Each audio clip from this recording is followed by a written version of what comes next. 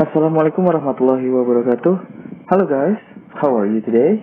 I hope that all of you are in good condition. So today we are going to discuss the second part of our material reviewing. Jadi kita bahas tetap kita bahas materi yang akan keluar di ujian nanti, tapi yang bagian kedua ya. Kalau di bagian pertama kemarin kita sudah bahas 3 skill, yaitu vocabulary, grammar, kemudian reading. Kalau di hari ini kita akan membahas 2 skillnya, writing dan speaking. Di writing ini ada 4 materi yang akan keluar di ujian nanti. Kemudian di speaking juga ada 4 materi yang akan keluar. Di writing nanti kita akan bahas tentang text recount atau holiday experience, kemudian telling time, public places, adjective order, and then weather and season, asking direction, giving direction, asking for and offering help. Nah, jadi ada 8 materi yang akan kita bahas pada video kali ini. Okay, are you ready guys? Yes, good. Now, let's start from the first material, recount text or holiday experience. Because it is about writing, so I will ask you to write down about your holiday experience. Nanti di soal writingnya kalian akan bercerita tentang holiday experience, pengalaman liburan. Nah, tapi sebelum ke sana, saya jelasin dulu apa yang dimaksud dengan recount text. So, recount tells about events that have happened to you or other people. Jadi, recount text itu adalah tentang kejadian yang telah terjadi kepadamu atau kepada orang lain. Jadi bisa saja kalian menceritakan pengalaman kalian sendiri atau bisa juga menceritakan pengalaman orang lain. Oke, yang harus ada di text recount yang pertama adalah title, yaitu judulnya. A brief name for the experience or event. Jadi kalian tulis dulu judulnya tentang apa.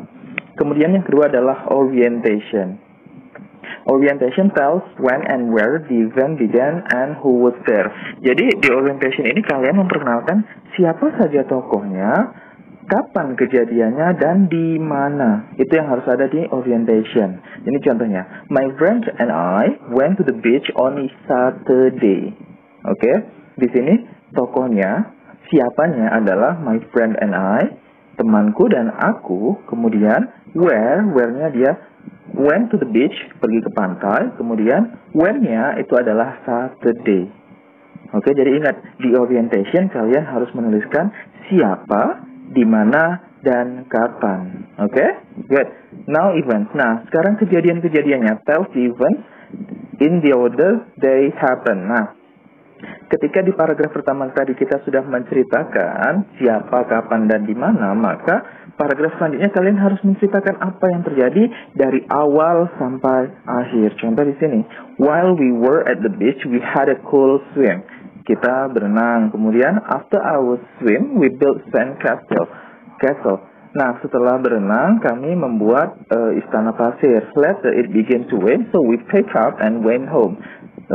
Kemudian hujan turun, jadi kami berkemas dan pulang. Nah, di ending kalian menceritakan how the experience ended and some thoughts you may have about it. Kalian menceritakan bagaimana berakhirnya, kemudian kalian akhir dari cerita tersebut bagaimana. Contoh di sini, we were tired from our day at the beach, so we went to bed early. Kita sangat lelah pada hari itu, jadi kita tidur cepat. So, just prepare your holiday experience. Oke, jadi siapkan pengalaman liburan kalian yang paling menarik. Next, writing yang selanjutnya adalah tentang telling the time. We have learned about this. Jadi kita sudah pernah belajar nih, telling the time. Oke, jadi saya ulangi lagi, telling the time. Yang harus kalian ingat adalah tentang ada kata past dan to. Ada past and then to. Ingat, ketika jarum panjangnya itu di sebelah kanan kita, kita menggunakan past. Ketika jarum panjangnya di sebelah kiri kita menggunakan to. Past itu artinya lewat, to artinya kurang. Oke? Nah, ketika jarum panjangnya tepat di angka 12, maka itu namanya adalah misalnya jam 1 tepat, maka kita menggunakan o'clock. Misalnya jarum pendeknya di 2, kemudian jarum panjang di 12, maka sebenarnya adalah it's 2 o'clock. Itu kalau di 12. Kemudian ketika jarum panjangnya di angka 1, maka itu adalah it's 5 past. Tergantung jarum pendeknya di mana, kita tinggal menjawabnya di belakang sini. Oke, ketika di 1 dia 5, kemudian 2 dia 10. Nah, ketika di 3, dia bukan 15, tapi kita pakai a quarter atau seperempat. Oke, it's quarter past dia jadinya. Kemudian di 4 dia 20. Di 5 dia 25. Oke, ingat untuk kata-kata yang di sini ini pasti tinggal tergantung dari jarum pendeknya. Kalau jarum panjangnya di angka 1 2 3 4 5, ini pasti ini jawabannya. It's 5 past, and then it's 10 past, it's quarter past, and then it's 20 past, it's 25 past. Oke, good. Now ketika jarum panjangnya itu di angka 6, kalau tadi di angka 12 dia o'clock, kalau di angka 6 dia menggunakan half atau setengah. Oke, kita tetap menggunakan past. It's half past 5 misalnya. Kalau it's half past 5 berarti 5 lewat 30 menit. Oke, kita sudah bahas yang past, sekarang kita bahas yang sebelah kiri, yaitu menggunakan to. Itu sama dengan kasusnya yang kanan tadi, itu angkanya sama. Ketika 5 di sini juga 5. Di sini 10, di sini 10. Di sini a quarter, di sini a quarter. Di sini 20, di sini 20. Di sini 25, di sini 25. Yang membedakan hanyalah past dan to. Bisa dipahami ya? Oke, good. Kita lihat contohnya di sini. Kalau 2 tepat berarti dia it's 2 o'clock. Kalau lewat 5 it's past 2, dan seterusnya sampai 2 lewat 55 menit. Kalian bisa baca-baca lagi ini, nanti kalian bisa pause videonya, bisa kalian pelajari lagi. Nah, next, setelah telling the time di writing, nanti ada juga public places. Sir bakal ngasih gambar, kalian bisa mendeskripsikan, kalian juga bisa menuliskan namanya. Nah, there were so many public places. We have learned about public places in our last meeting, if I'm not mistaken. Nah, ada banyak sekali nih tempat-tempat umum yang ada di kota kita misalnya. Nah, ini hanya ada beberapanya saja. Kalian bisa cari lagi referensinya di internet tentang public places atau tempat-tempat umum. Saya kasih contoh di sini, ada a shoe shop. A shoe shop berarti toko sepatu. A cinema, bioskop. Fire station, pemadam kebakaran. Kantornya, kemudian news agents, ini tempat jualan koran atau majalah, and then a bakers berarti toko roti, a school, sekolahan, restaurant, restoran, and then a chemist berarti kimia, laboratorium kimia, and then a bank, hospital, rumah sakit, supermarket, and butcher berarti toko daging. Nah, ini hanya beberapanya saja. Kalian harus cari lagi banyak tentang kosakata tentang public places atau tempat umum. Di soal nanti bisa saja bentuknya adalah kasih gambar, kemudian kalian tulis bahasa Inggrisnya apa, atau kasih gambar lalu kalian deskripsikan. Oke, so be ready for public places. Kalian siap-siap untuk public placesnya. Next, di writing setelah public places ada juga adjective order. Oke, adjective is kata sifat, order adalah urutan. So, kata sifat itu ada urutannya. Tidak bisa kita meletakkannya sembarangan. Ada rumus yang bisa kita gunakan dengan mudah, yaitu OSASCOM. Ingat yang rumus ini? OSASCOM. Yang pertama adalah opinion, atau kata sifat yang bersifat opini atau pendapat. Contohnya di sini kita bisa lihat ada delicious, lovely, nice, cool, kemudian ada lagi beautiful, ada handsome. Nah, itu disebut dengan opinion atau pendapat. S yang pertama itu disebut size, ukuran. Ukuran bisa kita lihat di sini ada big, small, tall, huge, tiny. Nah, ini bentuknya adalah ukuran. Ini adalah contoh-contohnya. Next, A yang di sini adalah age atau umurnya. Oke? Old, young, new, antique. Jadi itu masuk ke urutan ketiga. Kemudian yang S kedua ada shape atau bentuk. Bisa bentuknya, bisa beratnya, bisa panjangnya. Contoh, round, square, long, fat. Oke. Next, di sini ada color. Mudah kalau color. Dan pasti urutannya di setelah shape. Green, blue, reddish, purple, dan lain sebagainya. And then origin. Origin adalah asalnya. Contoh di sini ada American, British, Indian, Turkish. Kalau dari kita berarti ada Indonesian. Kalau dari negara tetangga kita ada Malaysian, dan lain sebagainya. Kemudian material. Material adalah bahan dari benda tersebut. Ada gold, wooden, plastic, synthetic, dan lain sebagainya. Yang terakhir adalah purpose. Tapi ini jarang digunakan. Tapi misalnya nanti ada di soal, kalau yang ada ing-ingnya, dia termasuk di terakhir, karena itu adalah purpose-nya, tujuan. Gardening, shopping, riding. Oke? Kemudian, before adjective plus noun, we normally have a determiner. Nah, sebelum osaskom, ini sebenarnya ada huruf di awal, yaitu D. Yang dimaksud D adalah determiner di sini. Dan ini adalah contoh-contoh determiner. A, an, the, my, your, her, for, this, those, some, etc. Jadi sebelum adjektifnya kita taruh dulu untuk determinernya, baru di belakang ini ada noun. Nah, ini contoh. A wonderful large round Spanish marble table. Wonderful.